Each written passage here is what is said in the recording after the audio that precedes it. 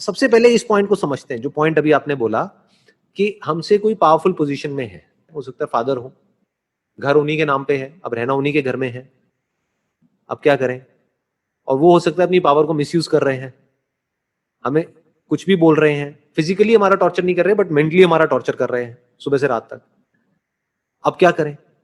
या किसी कंपनी में आप काम करते हो, वहां पे जो बॉस है वो अनड्यू एडवांटेज ले रहा है अपनी पोजीशन का, वो आपको अननेसेसरी आपका मेंटल टॉर्चर करते चले जा रहे हैं। अब क्या करें?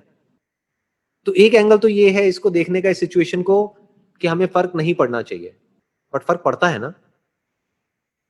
इस सिचुएशन को आप क्या बोल सकते हो? एक टॉक्सिक रिलेशनशिप है। That other person could be even your husband और वाइफ, राइट? वो कोई भी हो सकता है वो इंसान। एक सिचुएशन है जहां पे हमारा कोई कंट्रोल नहीं है, क्योंकि हमारे हाथ में पावर नहीं है, सामने वाले के हाथ में पावर है और वो अपनी उस पावर को मिसयूज कर रहा है, क्योंकि power tends to corrupt. Power जिन लोगों के हाथ में आती है, ज्यादातर लोग 90% लोग उसको मिसयूज ही करते हैं। बहुत कम ऐसे लोग होते हैं जो पावर आने के बाद भी जिनके पैर जमीन पर रहते हैं, जो अपनी पावर को मिसयूज नहीं करते हैं, बल्कि सामने वालों की पावर को और बढ़ाते हैं, सामने वालों को इंस्पायर करते हैं और पावरफुल होने के लिए। ऐसे बहुत कम लोग होते हैं। ज्यादातर लोगों के लिए बड़े होने का मतलब क्या है कि खुद को ऊपर उठाते चले जाओ और सामने वाले को नीचे गिराते चले जाओ। जितना ये गैप बढ़ गया उतना मैं बड़ा हूं।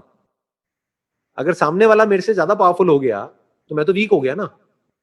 तो बहुत सारे लोग ऐसे हैं जो जाने अनजाने आपको पावरफुल होने ही नहीं देंगे। उसके लिए उनके पास में क्या तरीका है? आपको टॉन्ट मारेंगे, किसी भी तरीके से आपको नीचे गिराने की कोशिश करेंगे, आपको सप्रेस करेंगे, आपको ऐसे दिखाएंगे कि तुम बेवकूफ हो, हम समझदार हैं। ऐसे ही होता है ना? तो अब ऐसी सिचुएशन में क्या करें?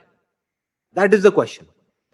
क्या हम बिल्कुल ही पावरलेस हो जाएं, यानी जो भी वो सामने वाला कर रहा है उसको सुनते चले जाएं? वो क्या है? वो एक तरीके की टॉक्सिक रिलेशनशिप है। कोई हस्बैंड है अपनी वाइफ को डोमिनेट कर रहा है, आज सिर्फ बोल रहा है, चीख रहा है, चिल्ला रहा है, कल मारने पीटने लग जाएगा, उसकी तो हैबिट ही बन जाएगी। तो बेसिकली जब भी कोई बंदा आपके साथ में कुछ गलत करता है, या आपको अंदर से लगने लग जाता है कि ये रिलेशनशिप टॉक्सिक होती चली जा रही है, तो या तो उस रिलेशनशिप को रीडिफाइन करो, वहीं पे रहो, उसी कंपनी में रहो, उसी घर में रहो, और एक स्टैंड ले लो कि अब आज के बाद में ये नहीं चलेगा। Simple. There are situations where you have to fight for your right. अपने हक के लिए लड़ रहे हो। आपका हक क्या है? आपकी सेल्फ रिस्पेक्ट। अपनी सेल्फ रिस्पेक्ट के लिए लड़ रहे हो तो लड़ना ही पड़ेगा ना। अब लड़ करके दो चीजें होंगी, या तो वो पावर गेम बराबर का होगा, जब हम अंदर से अपनी पूरी पावर के साथ में सामने वाले को बोलते हैं कि आज के बाद में दोबारा से नहीं होना चाहिए, या तो वो होना बंद हो जाता है।